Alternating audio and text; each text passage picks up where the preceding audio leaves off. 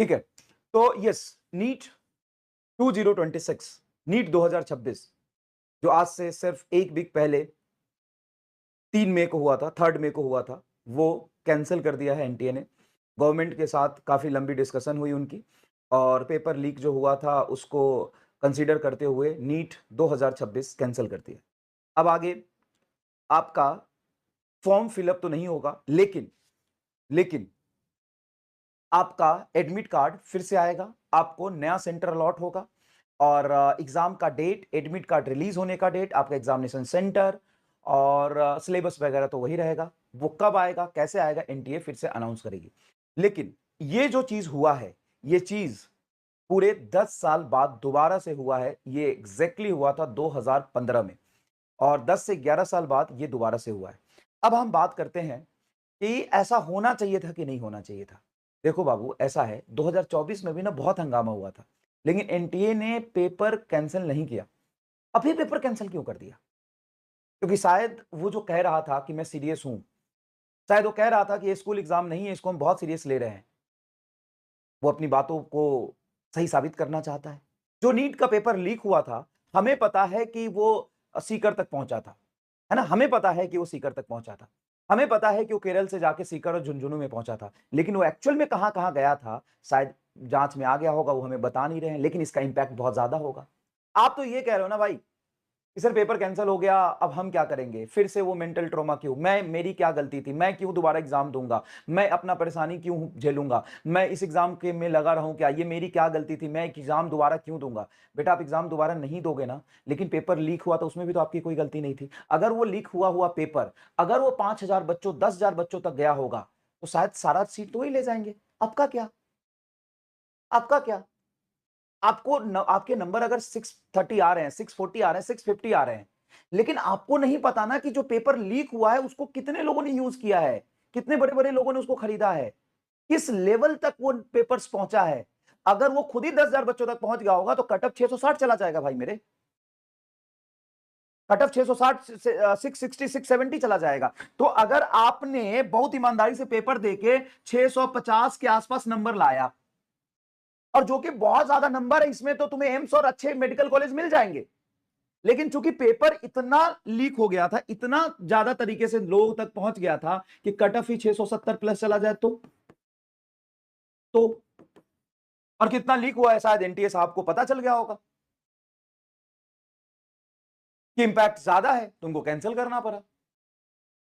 ठीक है, तो अब बात आती है कि पेपर दोबारा होगा। हाँ, पेपर तो दोबारा होगा। कब होगा वो एनटीए बता देगी। मेरे हिसाब से 2 महीने के आसपास में पेपर हो जाएगा। ठीक है, 2 महीने के राउंड, मैक्सिमम 2 महीना। टाइमलाइन अगर बात करूं मैं, टाइमलाइन की बात करूं तो मैक्सिमम 2 महीना। Timeline maximum 2 month, maximum 2 month, इससे ज्यादा समय नहीं लगेगा। पेपर कैसा आएगा? तो भाई देख, पेपर जैसा भी आए, पेपर लीक नहीं होना चाहिए, नहीं तो तुम्हारा सिलेक्शन रुक जाएगा। इंपॉर्टेंट ये नहीं है कि पेपर कैसा आएगा। फिर से मैं वही बार बार तुमको बता रहा हूं कि पेपर कैसा आएगा, वो अनएक्सपेक्टेड अनरियलिस्टिक पेपर के पीछे अभी से नहीं भागना। बस पेपर लीक ना हो, तुम्हारा सिलेक्शन हो जाएगा। अगर पेपर लीक नहीं होता है और बहुत ज्यादा टफ और बहुत अनरियलिस्टिक, बहुत मुश्किल पेपर बनाते हैं, उसमें भी सभी बच्चों के लिए मुश्किल पेपर होगा और वहां पे मार्क्स नहीं, आपके रिलेटिव मार्क्स मैटर करेंगे, आपका रैंक मैटर करेगा। बस पेपर लीक ना हो, तुम्हारा सिलेक्शन हो जाएगा। चाहे 2025 जैसा पेपर जाए, कट ऑफ चला जाएगा 520, तब तो हो ही जाएगा ना भाई, सिलेक्शन चला जाएगा कट ऑफ 500। अब भाई पेपर बहुत टफ पूछ दिया फिजिक्स में, अगर 45 सवाल में से वो 10 सवाल बहुत मुश्किल बना दिए, 15 सवाल बहुत मुश्किल बना दिए, 45 के 45 मुश्किल नहीं बना सकते हैं। उस 45 में से अगर वो 25 सवाल इजी है, पहले वो अगर कर लोगे ना तो तुम्हारा वैसे ही सिलेक्शन हो जाएगा। फिर से वही बातें तुम भटकने वाली बातें करने लगते हो। अरे भाई, कुछ ऐसा बहुत अजीब सा क्वेश्चन बना दिया, पेपर टफ बना दिया, तो कुछ 2-4 क्वेश्चन तो ऐसे भी होते हैं जिसमें मास्टर को बिठा दो वो भी ना कर पाए। तो जो मास्टर भी नहीं कर सकता उसके पीछे तुम भागोगे कि 45 में से अगर तुम 25 कर लेते हो और कट ऑफ 500 जाता है तो तुम कर क्वालिफाई तो कर लोगे ना। इसके पीछे भागना चाहिए ना तुम्हें इसके पीछे भागना चाहिए कि जो पूरा सिलेबस है, वो पूरा सिलेबस मैं कैसे अच्छे से रिवाइज कर पाऊं, जो पीवाईक्यू है वो मैं कैसे कर पाऊं, जो 1 मिनट में होने वाले सवाल है, जो कि चाहे जितना मुश्किल पेपर आ जाए, 45 में से उसके 25-30 क्वेश्चन वैसे होंगे वो मैं कर पाऊं, और बाकी जेई मेन के लेवल के अच्छे क्वेश्चंस की भी प्रैक्टिस करूं। मैथमेटिकली अगर एक पेज का सवाल जा रहे हो तो नीट के लिए नहीं है, चाहे पेपर टफ है या पेपर इजी है या पेपर रिलेवेंट है या पेपर इररिलेवेंट है, पेपर 24 जैसा है, पेपर 25 जैसा है, पेपर 26 जैसा है, अगर सॉल्यूशन 4 5 6 7 लाइन में जा रहा है फिजिक्स का, तुम नीट में बैठ के नहीं कर पाओगे, इस बात को मान लो, क्योंकि तुम्हें 90 क्वेश्चन पहले बायोलॉजी करने हैं। बायोलॉजी में जब तक तुम 350 345 नंबर मार्क्स एक्वायर नहीं करते हो, बायोलॉजी में जब तक तुम 355 340 350 नंबर नहीं लाते हो, तब तक तुम किसी भी टफ पेपर की तैयारी के बारे में सोच छोड़ दो सोचना। तुम ये सोचो कि कितना भी पेपर टफ आ जाएगा तो फिजिक्स से 45 सवाल ही आएंगे, 90 नहीं आएंगे, 90 बायोलॉजी के ही आएंगे, 45 केमिस्ट्री के ही आएंगे। उसके बाद जो फिजिक्स का क्वेश्चन आएगा, पेपर बहुत टफ है, कट ऑफ 520 530 जाएगा, सारे क्वेश्चन के पीछे नहीं भागना, पेपर बहुत टफ आता है, लॉजिकली सोचो, कंसेप्चुअली सोचो, थोड़ा दिमाग लगाओ। उसमें से भी 25 से 30 क्वेश्चंस अगर तुम बहुत अच्छे से निकाल के ले जाते हो, तुम्हारा सिलेक्शन सिक्योर हो जाएगा। उसके बाद अच्छे लेवल की क्वेश्चंस की प्रैक्टिस थोड़ा थोड़ा और करना। भाई वो बहुत टफ पेपर बनता है ना, तो जो 4 क्वेश्चन होते हैं ना, वो पहले अटेम्प्ट में छोड़ने के लिए बनता है। पहले जो 45 बहुत इजी क्वेश्चंस, एक लाइन में होने वाला क्वेश्चन, पीवाईक्यू बेस्ड क्वेश्चन के भी 4 नंबर मिलते हैं, बहुत टफ क्वेश्चन के भी 4 नंबर मिलते हैं। तो पहले आपको बायोलॉजी ही करना है, फिर आपको केमिस्ट्री करना है, फिर फिजिक्स में आना है, फिर फिजिक्स में ये देखना है कि 45 में से कौन से सवाल में से होने वाले हैं, कौन से डुएबल है, कौन से 1 मिनट में हो सकते हो, वो पहले करिए। फिर आप वो क्वेश्चंस जो थोड़े से लेंदी रख रहे हैं उसको छोड़ दीजिए। फिर सेकंड अटेम्प्ट में जब टाइम मिलता है वो करिए। सारे कंप्लीट पेपर में सारे आसान सवाल करना जरूरी है कि टफ सवाल पहले अटेम्प्ट करना जरूरी है? ये बताइए आप। अगर आप ये सोच रहे हैं, बच्चे बच्चे एक्चुअल में मेरे से फोन करके 2-4 बच्चे रोने लग गए भाई कि सर मैं क्या करूं, पेपर कैंसिल हो गया, सर मैं क्या करूं। वैसे भी आपका कुछ नहीं हो रहा था, किस लेवल पे पेपर लीक था, और कट ऑफ अगर इस लेवल पे पहुंच जाता तो ऐसे भी नहीं हो रहा था ना कुछ, वैसे भी नहीं हो रहा था ना कुछ। तो मैं आपको यही कहना चाहता हूं कि आप शांत रहिए। और अभी अभी हमने उम्मीद सीरीज में पढ़ाया है, अभी अभी महारिविजन हुआ है, अभी अभी मल्टीपल सोर्सेज हैं, वो सारा कवर करिए। और किसी चीज की जरूरत होगी हम आपको देंगे, कराएंगे, समझ रहे हो? और किसी भी चीज की जरूरत होगी हम आपको कराएंगे, हम आपको देंगे। लेकिन फिलहाल तो यही है कि नीट 2026 कैंसिल हो गया है, और कैंसिल बहुत बड़ा इंपैक्ट रहा होगा पेपर लीक का, इसलिए कैंसिल हुआ। इस बात को समझने की कोशिश करिए, जो हमें शायद नहीं बताया जा रहा है, लेकिन बहुत लार्ज स्केल पे बातें आने वाली थी अभी। तो एनटीए ने ये सोचा होगा कि बहुत सारी चीजें सामने आए और हमारी इमेज पे धब्बा लगे। वैसे तो लग ही गया फिर से, मतलब पिछले 70 साल में, पिछले 70 साल में, 70 साल हो गए ना, हाँ लगभग लगभग 100 बार तो पेपर लीक हुआ है। और पिछले 10 साल में अगर मैं नीट की बात करूं तो कोई ऐसा साल ही नहीं आता जिसमें पेपर लीक नहीं होता।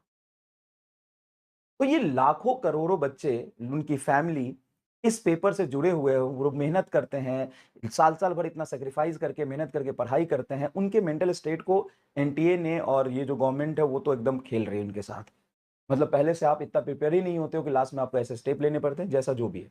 लेकिन पेपर कैंसिल होना मुझे लगता है सभी बच्चों के लिए ठीक होगा, क्योंकि इसका इम्पैक्ट हो सकता है बहुत बड़ा रहा हो। ठीक है? तो अब इसके बारे में ना सोचिए। अब इसके बारे में सोचिए, ठीक है 1-2 महीने और मुझे पढ़ना पड़ेगा, फिर मैं पढ़ के नीट दूँगा। पहली बात, कब होगा, कब एडमिट कार्ड आएगा, कब कैसे होगा, वो सारी चीज़ें बता दी जाएगी। अब ज़्यादा ये सोच के परेशान नहीं होना कि पेपर कैसा आ जाएगा। आपको ये सोचना है कि पेपर जैसा भी आए, एग्ज़ाम में जो डुएबल क्वेश्चन करने वाले होते हैं, अगर तुम वो करके ले जाओगे, तुम्हारा सिलेक्शन हो जाएगा। पेपर मुश्किल आएगा, कट ऑफ नीचे जाएगा। पेपर ईज़ी आएगा, कट ऑफ ऊपर जाएगा। तो तुम्हें अपना बेस्ट देना है, इस बात पर ध्यान रखो। दूसरी बात, अभी हमने उम्मीद सीरीज़, महारिविज़न सीरीज़, क्वेश्चन प्रैक्टिस सीरीज़ सारी कराई हुई है, वहाँ से आप चीज़ें देख सकते हो। इसके अलावा भी अगर आपको किसी चीज़ की ज़रूरत पड़ेगी, हम वो भी चीज़ आपके लिए लेके आएँगे, परेशान मत होइए, ठीक है? अब प्रिपरेशन कैसे करें? तो सबसे पहले तो आप बायोलॉजी से शुरू करिए, उसको रिवाइज़ करिए। केमिस्ट्री से रिवीजन शुरू करिए, फिज़िक्स पढ़ना स्टार्ट कर दीजिए। फिज़िक्स में जो इस साल जो पेपर आया है, उस लेवल के एनसीईआरटी के और नोट से उस रिलेवेंट क्वेश्चंस की प्रैक्टिस करना शुरू कर दीजिए। पेपर टफ आएगा तो याद रखिएगा 30 क्वेश्चंस नीट में, चाहे 27 की बात करो, ये साल रीनीट की बात करो, मैं अभी बोल रहा हूँ 25 से 30 क्वेश्चन आना ही चाहिए ना, नीट पीवाईक्यू बेस्ड और नीट सिलेबस पे बेस्ड, एनसीईआरटी बेस्ड। उसकी तैयारी कर लो अच्छे से, फिर थोड़ा-थोड़ा लेवल अप, अच्छे क्वेश्चंस की तैयारी धीरे-धीरे आप करना शुरू करना, उसी में आस-पास जो 1 मिनट में होने वाले सवाल नीट में होते हैं। बहुत ज़्यादा इधर-उधर भागोगे तो भी 25 क्वेश्चन भी तुम्हारा छूट जाएगा, 30 क्वेश्चन तुम्हारा छूट जाएगा, तो बचे हुए 15 क्वेश्चन से कुछ नहीं होने वाला। तो 25-30 क्वेश्चन ही तुम्हारा डिसाइड करेगा। बार-बार बोल रहा हूँ, बहुत-बहुत टफ पेपर आएगा, तो भी आप एग्जाम में वही क्वेश्चन कर सकते हो जो डुएबल होता है 1 मिनट के अंदर। तो 1 मिनट में होने वाले 25-30 क्वेश्चंस आपकी प्रैक्टिस करिए अगर पेपर बहुत टफ आता है तो। और क्या पता पेपर वैसा ही आए। ये पेपर के लेवल की वजह से प्रॉब्लम नहीं है, प्रॉब्लम लीक होने की वजह से। ठीक है? बैच वैलिडिटी बढ़ा दीजिए, वो बढ़ जाएगा। ये कोई पूछने वाली बात है और कहने वाली बात है। अगर बैच पिछले साल के बैच की वैलिडिटी अगर एक्सपायर हो गई होगी, तो बढ़ जाएगा, बाय डिफ़ॉल्ट बढ़ जाएगा। इतना तो पीडब्ल्यू बच्चों के बारे में सोचती ही है भाई। 1% भी इसके लिए परेशान मत होना, वो 2 महीने के लिए वैलिडिटी आपका बढ़ जाएगा। और बताइए? और बताइए? ठीक है? ठीक है? वो बढ़ जाएगा। और आप पढ़ाई करना शुरू कर दीजिए, बिना पैनिक हुए। मैं बार-बार कह रहा हूँ, पैनिक होने से, घबराने से कोई सॉल्यूशन नहीं निकलेगा। अल्टीमेटली पेपर लीक अगर इस लेवल पे हुआ होगा, तो कट ऑफ इतना चला जाएगा कि आपका एग्ज़ाम होने का कोई मतलब ही नहीं रहेगा। तो प्लीज़ सभी बच्चों से रिक्वेस्ट है, प्लीज़ परेशान मत हो। इसमें तुम्हारी सच में कोई गलती नहीं भाई, ना तुम्हारी गलती है, ना तुम्हारे पेरेंट्स की है, ना हमारी है, किसी की गलती नहीं है। और एनटीए ने भी शायद पूरी जान लगाई ही होगी। लेकिन जो बच्चा अनएथिकल तरीके से जो पूरा सिस्टम पीछे लगा हुआ है, जो प्रिंटिंग प्रेस से पेपर क्वेश्चन पेपर लिख लेता है और पास करता है, बाहर बेचता है, ये पूरा सिस्टम ही खराब है। अब इसको कैसे रोकना चाहिए, वो एनटीए को इसके बारे में सोचना चाहिए। गलती आपकी नहीं है, गलती हमारी नहीं है। परेशान होने से नहीं होगा, रोने से नहीं होगा, घबराने से नहीं होगा, लेकिन रीनीट होना ही दूसरा ऑप्शन था। ठीक है? ठीक है?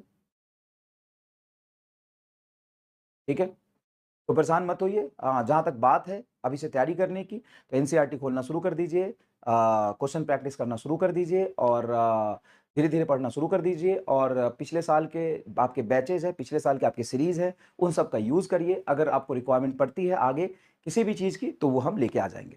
ठीक है? ठीक है? Thank you so much. हम आपके साथ ही है ना? अभी कोई भी चीज़ें आती है, हम दोबारा आपसे मिलेंगे, बात करेंगे। प्लीज़ आप परेशान मत हो, आपकी कोई गलती नहीं है, लेकिन नीट कैंसल होना ज़रूरी था क्योंकि कोई फ़ायदा भी नहीं है इस नीट के होने का, जिसमें इतने लार्ज लेवल पे पेपर लीक हो। पेपर जैसा भी आए, जिस तरीके का पेपर अभी आया था, जिस तरीके का पेपर 25 का आया था, उस 25 वाले में जितने ड्यूअल क्वेश्चन करके आपका कट ऑफ क्लियर और अच्छे नंबर आ सकते थे, उसके हिसाब से सोचिए। पेपर ईज़ी आए, तो कितना करना पड़ेगा उसके हिसाब से सोचिए, लॉजिकली सोचिए, ठीक है? और अच्छे से तैयारी करना शुरू कर दीजिए। Thank you so much. जहाँ तक बैच की बात है, बैच की वैलिडिटी अपने आप इंक्रीज़ हो जाएगी, आप जाके बैच के अंदर देख सकते हैं। सीरीज़ सारी है ही, टेस्ट की ज़रूरत पड़ेगी वो आपको मिल जाएगा। जो लोग यकीन का बैच ले चुके हैं उनका क्या? यकीन का बैच ले चुके हैं आप। तो यकीन में आपको ये सोचना है कि आपके इस बार नीट में कितने आ रहे थे? अगर आपके नीट में 400 आ रहे थे या 300 आ रहे थे, फिर आप देने के लिए तो नीट दे दोगे, लेकिन कहीं न कहीं आपको पता है कि आपको पूरा पढ़ने की ज़रूरत है, एक बार और ड्रॉप करना ही पड़ेगा। ये आपको कहीं न कहीं पता है। तो आप उस हिसाब से पूरे तैयारी शुरू कर दो, पढ़ो, ठीक है? और अगर तुम्हारा हो जाए और नीट का बैच तुमने लिया हुआ है, रिफंड मैं करा दूँगा, ठीक है? अगर मान ले तूने नीट का बैच ले लिया अगले साल का और तुम कहते हो कि मैं दोबारा दूँगा, मेरा हो सकता है, तो तुम्हारा हो जाएगा, ठीक है? तुम मेरे मेल आईडी पे कॉन्टैक्ट कर लेना, इस वीडियो के नीचे कमेंट कर देना अपने नंबर के साथ, मैं तेरे से कॉन्टैक्ट करूँगा, तुम्हारा पैसा वापस दिला दूँगा, ठीक है? सबसे बेस्ट तो यही कर सकते हैं, लेकिन अभी इस नीट के लिए सभी लोग जिनको लगता है कि कर सकते हैं, वो करिए, ठीक है? Thank you so much. धन्यवाद, धन्यवाद।